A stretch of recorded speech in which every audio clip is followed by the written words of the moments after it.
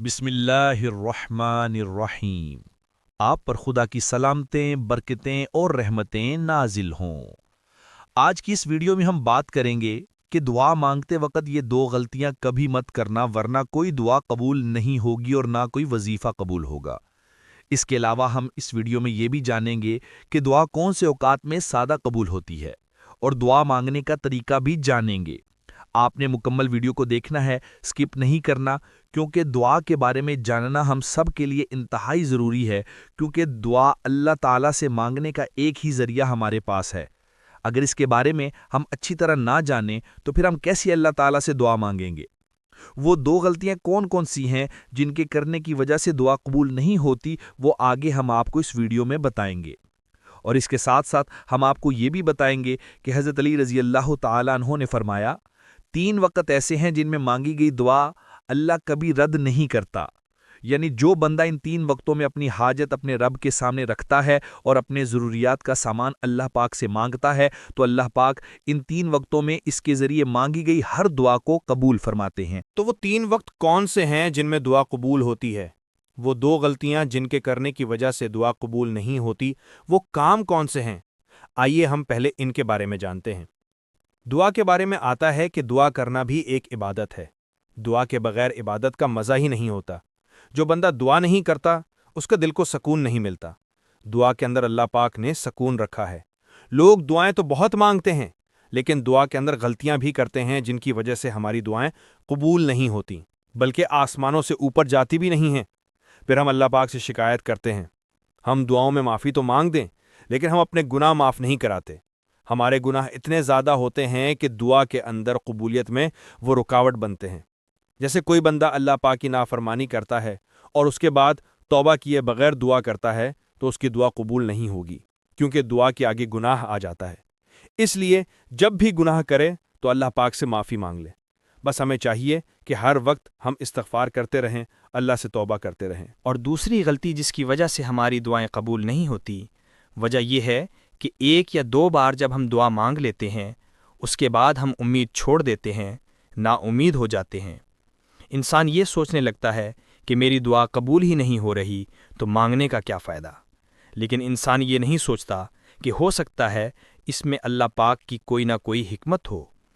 یوں تو اس کے متعدد وجوہات ہیں، لیکن بنیادی وجہ یہ ہے کہ دعا کرنے والا مسنون طریقے سے دعا نہیں مانگتا، اور دعا کے قبولیت کی وہ شرط جن کا دھیان رکھنا ضروری ہے، ان کا اپنے دعا میں اہتمام نہیں کرتا۔ دعا کی قبولیت کے لیے سب سے اہم اور ضروری شرط یہ ہے کہ دعا کرنے والا اللہ تعالیٰ کو اپنا حقیقی معبود سمجھتے ہوئے، یعنی اللہ پر مکمل یقین رکھتے ہوئے صرف اور صرف اللہ تعالیٰ سے دعا کرے، غیر اللہ سے دعا نہ کرے، اللہ کے در کے علاوہ کسی اور کے در پر اپنے جھولی نہ پھیلائے، خالق حقیقی کو چھوڑ کر مخلوق کے سامنے دست سوال دراز نہ کرے۔ جیسا کہ ارشاد باری تعالیٰ ہے، تم خالص اسی کی عبادت کرتے ہو، اسے پکارو۔ اس آیت سے ثابت ہوا کہ اخلاص قبولیت دعا کی لازم شرط ہے۔ کسی شخص کا کوئی نیک عمل اس وقت تک قابل قبول نہیں جب تک وہ حرام کاری اور حرام خوری سے مکمل اجتناب نہ کرے۔ لیکن اگر وہ حرام کھائے، حرام پیے، حرام پہنے، تو اس شخص کے نیک اعمال ہرگز قبولیت کا شرف حاصل نہیں کر سکتے۔ اور چونکہ دعا بھی ایک نیک عمل ہے، اس لیے یہ بھی اس صورت میں قبول ہوگی جب دعا کرنے والا ہر حرام کام سے اجتناب کرے۔ بصورت دیگر اس کی دعا ہرگز قبولیت کے لائق نہیں۔ جیسا کہ حضرت ابو ہریرہ رضی اللہ تعالی عنہ سے مروی ہے، نبی اکرم صلی اللہ علیہ وسلم نے فرمایا، ایک آدمی لمبا سفر طے کرتا ہے، اس کی حالت یہ ہے کہ اس کے بال بکھرے ہوئے ہیں، چہرہ مٹی سے بھرا ہوا ہے، اور وہ بیت اللہ پہنچ کر ہاتھ پھیلا کر کہتا ہے، یا اللہ یا اللہ، حالانکہ سب کچھ حرام کھائے، کھانا پینا، کپڑے، تو پھر اللہ تعالیٰ اس کی دعا کو کیسے قبول کرے؟ اگر دعا کرنے والا دعا کرے اور ساتھ گناہ والے کام بھی کرتا رہے، ان سے توبہ نہ کرے، تو ایسے شخص کی دعا بارگاہ الہی میں شرف قبولیت حاصل نہیں کر سکتی۔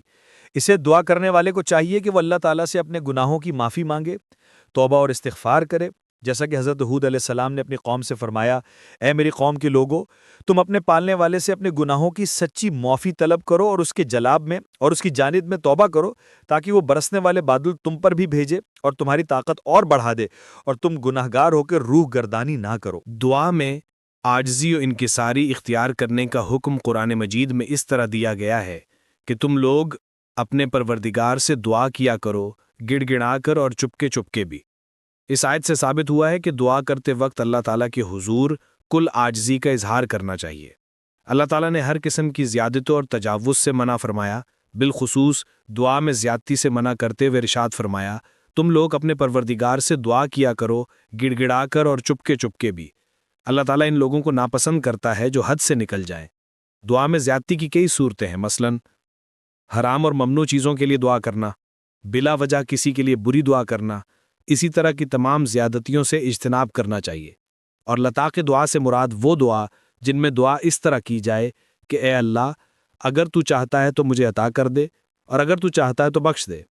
اس کا معنی یہ ہوا کہ اے اللہ، اگر تو بخشنا نہیں چاہتا تو نہ بخش، اگر عطا نہیں کرنا چاہتا تو عطا نہ کر، تیری مرضی۔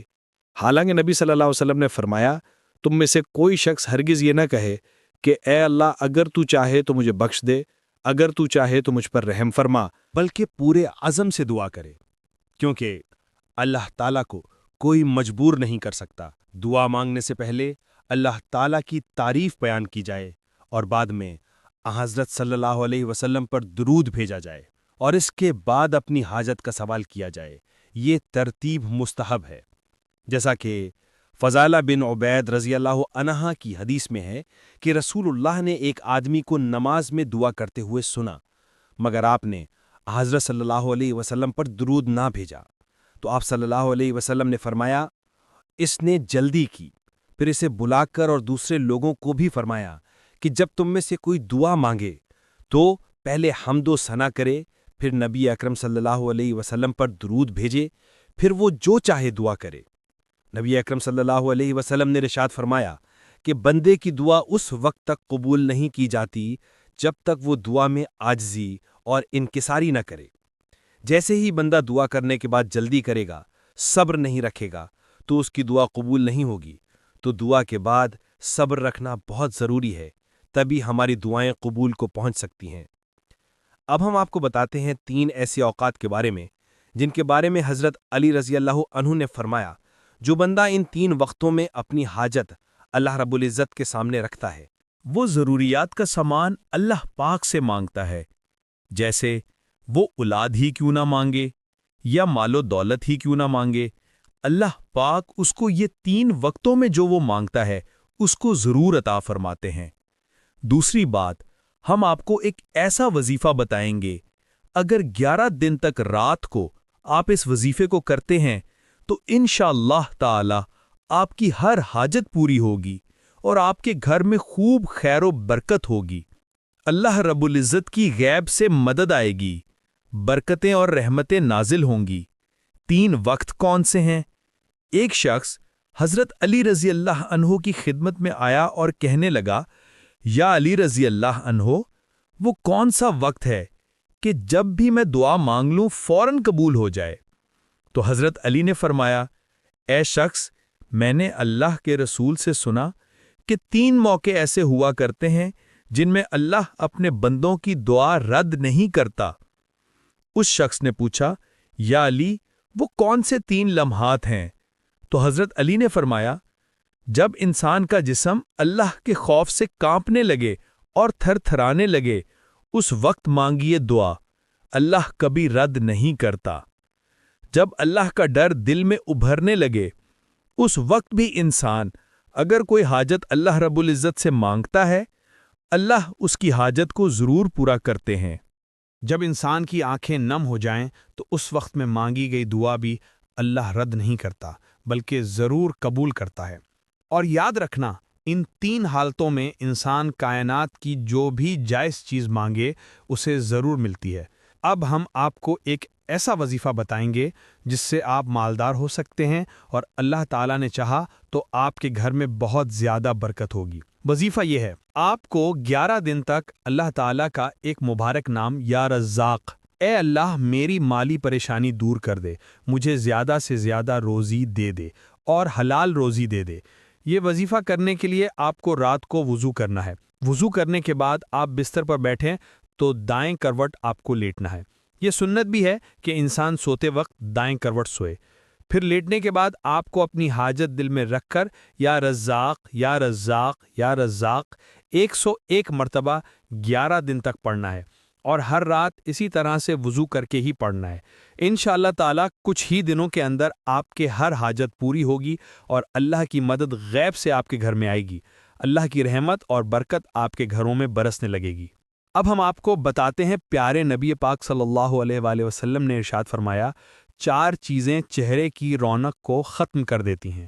نبی صلی اللہ علیہ وآلہ وسلم نے فرمایا جس انسان کی زندگی میں یہ 4 چیزیں آئیں گی تو اس کے چہرے کی رونق چلی جاتی ہے۔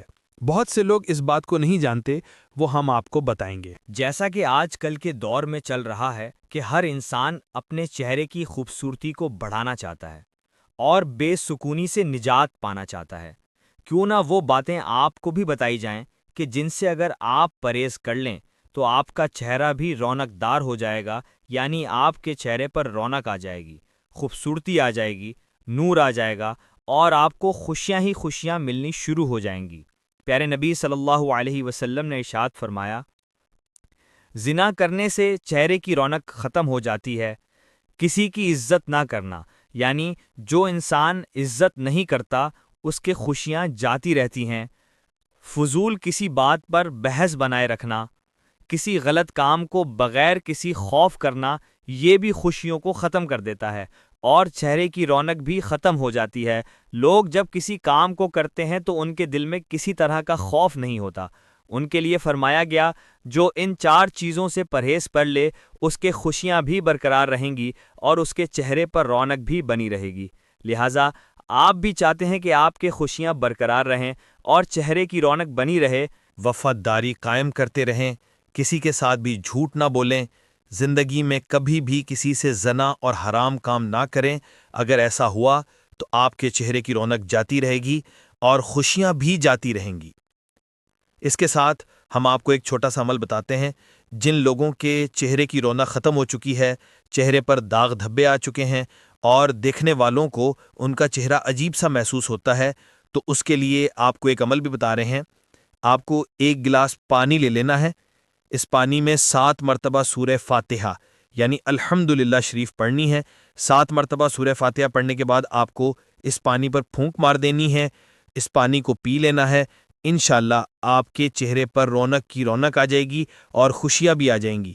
یہ عمل آپ کو پاک اور صاف حالت میں کرنا ہے، یعنی جو مرد اور عورت یہ عمل کرنا چاہتے ہیں تو پہلے پاک صاف باوضو ہو جائیں، اس کے بعد یہ عمل کریں۔ حضرت علی رضی اللہ تعالی عنہ نے فرمایا جب تمہارے جسم میں یہ ایک نشانی دکھنے لگے تو سمجھ لو کوئی آپ کے لیے دعا کر رہا ہے۔ تو حضور پاک صلی اللہ علیہ وسلم نے فرمایا پیٹھ پیچھے مسلمان بھائی کی دعا قبول ہوتی ہے، اس کے پاس ایک فرشتہ ہوتا ہے جو دعا کرنے والے کے سر سے قریب مقرر ہوتا ہے۔ جب کوئی کسی مسلمان بھائی کے لیے دعا کرتا ہے تو فرشتہ اس پر آمین کہتا ہے اور یہ کہتا ہے کہ مسلمان کے حق میں تو نے دعا دی ہے، وہ تیرے لیے بھی اس جیسی نعمت کی خوشخبری ہے۔ ہمارے نبی صلی اللہ علیہ وسلم نے فرمایا اللہ تعالیٰ فرماتا ہے پہلے تو سے شروع کروں گا، یعنی تم جو دعائیں دوسروں کے لیے مانگ رہے ہو وہ سب دعائیں میں پہلے تمہارے حق میں قبول کروں گا، پہلے تمہیں ہی دوں گا، پہلے تمہیں ہی عطا کروں گا۔ سب سے زیادہ قبول ہونے والی دعائیں کون سی ہیں؟ یاد رہے کہ نبی کریم صلی اللہ علیہ وسلم نے فرمایا 5 دعائیں ضرور قبول کی جاتی ہیں: مظلوم کی دعا، حاجی کی دعا، مریض کی دعا، مجاہد کی دعا اور ایک مسلمان کے دوسرے مسلمان بھائی کے لیے دعا جو دوسرے مسلمان بھائی کی غیر موجودگی میں کرتا ہے۔ ناظرین، صرف وہ لوگ مقدر والے ہوتے ہیں، ایک وہ جنہیں وفادار دوست ملتا ہے اور دوسرا وہ جس کے ساتھ ماں کی دعائیں ہوتی ہیں۔ حضرت علی رضی اللہ عنہ فرماتے ہیں جب تم بغیر کسی وجہ کے خوشی محسوس کرنے لگو تو یقین کر لو کوئی نہ کوئی کہیں نہ کہیں آپ کے لیے دعا کر رہا ہے۔ 2 گناہ ہیں جن کی وجہ سے زندگی بھر کی نیکیاں ختم ہو جاتی ہیں۔ نیک بندہ جس نے اپنی 70 سال اللہ کی عبادت میں گزاری، اس کے بعد اس کا انتقال ہو گیا تو وہ ایک مرید کے خواب میں آئے۔ مرید نے پوچھا حضرت کیا حال ہے؟ آپ نے فرمایا کچھ نہیں، بس ابھی تک بخشش نہیں ہوئی۔ مرید نے کہا کہ حضرت آپ نے تو 70 سال اللہ کی عبادت کی ہے، پھر آپ کی بخشش کیوں نہیں ہوئی؟ تو آپ نے فرمایا، ان 70 سال کی عبادت کے بارے میں مجھ سے ابھی تک پوچھا ہی نہیں گیا، میرا معاملہ تو بس ایک بات پر رکا ہوا ہے۔ مرید نے پوچھا، آخر وہ معاملہ کیا ہے؟ تو حضرت نے فرمایا، ایک دفعہ میں اپنے آنگن میں بیٹھا ہوا تھا، تیز دھوپ ہو رہی تھی، پھر اچانک سے بارش ہونے لگی تو میرے منہ سے نکل گئے، اف یہ بے وقت کی بارش۔ بس اللہ تعالیٰ نے مجھ سے پوچھا، وہ بارش بے وقت کیسی تھی؟ اسے ثابت کر کے دکھاؤ، کیونکہ اللہ کے ہاں ہر چیز کا ایک وقت مقرر ہے۔ اب میں اسے بے وقت کیسے ثابت کر دوں؟ بس اسی ایک گناہ کی وجہ سے اس شخص کی بخشش نہیں ہوئی۔ یہ تیز گرمی میں یا تیز سردی، بے وقت بارش کا ہونا، یہ سب اللہ کی مرضی ہے۔ تب کیا کرنا ہے اور کیسے کرنا ہے، اللہ کے ہاں سب ہے۔ اس لیے ان کاموں میں اپنی کم عقلی نہ لگائیں اور اپنی زبان سے ایسے الفاظ بھی نہ نکالیں جو اس کی شان کے خلاف ہوں۔ توہم پرستی اور بدشگونی جیسے عقیدے کے حامل افراد کچھ چیزوں، واقعات یا علامات کو اپنے لیے مبارک گردانتے ہیں اور کچھ کو نقصان دہ قرار دیتے ہیں، مگر در حقیقت ایسے لوگ اپنے خوشیوں اور ذہنی سکون پر وار کر لیتے ہیں، کیونکہ دین اسلام ہمیں تحقیق اور غور و فکر کی دعوت دیتا ہے اور اس میں توہم پرستی یا بدشگونی کو قطعاً کوئی گنجائش نہیں۔ غالباً دینی اقام سے کم واقفیت اور برے صغیر میں طویل عرصے تک ہندوؤں کے ساتھ رہنے کے سبب ہمارے معاشرے میں یہ بدعات عام ہوئیں۔ مثلاً شام کے وقت جھاڑو دینے سے گریز کرنا کہ اس سے دولت کم ہوگی، مرد کی دائیں اور عورت کے بائیں آنکھ پھڑکنے کو اچھے خبر کی آمد سے مشروط کرنا، ٹانگیں ہلانے سے دولت کا چلے جانا، پیاز یا چوری سرہانے رکھنے سے برے خوابوں سے نجات ملنا وغیرہ۔ نیز کالے بلی کے راستہ کٹنے، شیشہ ٹوٹنے، دودھ کے ابل کر برتن سے باہر گر جانے وغیرہ کو اپنے لیے مصیبت تصور کرنا محض تہمات کے سوا کچھ نہیں۔ اس حوالے سے ارشاد باری تعالیٰ ہے، جو بھلائی تجھے ملے وہ اللہ کی طرف سے ہے، اور جو برائی پہنچتی ہے وہ تیرے اپنے نفس کی طرف سے ہے۔ لیکن اس کے باوجود آج بھی ہمارے گھروں میں خصوصاً خواتین ایسے جملے بولتی نظر آتی ہیں کہ جھوٹا الٹا پڑا ہے، سیدھا کر دو، لگتا ہے کوئی سفر درپیش ہے۔ ارے کمبخت، اس وقت جھاڑو مت لگانا، ابھی بھائی سفر پر نکلا ہے۔ بے شک اللہ کی رضا کے بغیر پتا بھی نہیں ہلتا، اس لیے ہمیں چاہیے کہ ہم اللہ تعالیٰ پر پورا ایمان اور بھروسہ رکھیں، کیونکہ اس دنیا میں جو کچھ بھی ہوتا ہے وہ اللہ کی رضا سے ہوتا ہے، اور ہر چیز کی کوئی نہ کوئی وجہ ہوتی ہے، کیونکہ اس دنیا میں کوئی چیز بے وجہ پیدا نہیں ہوئی۔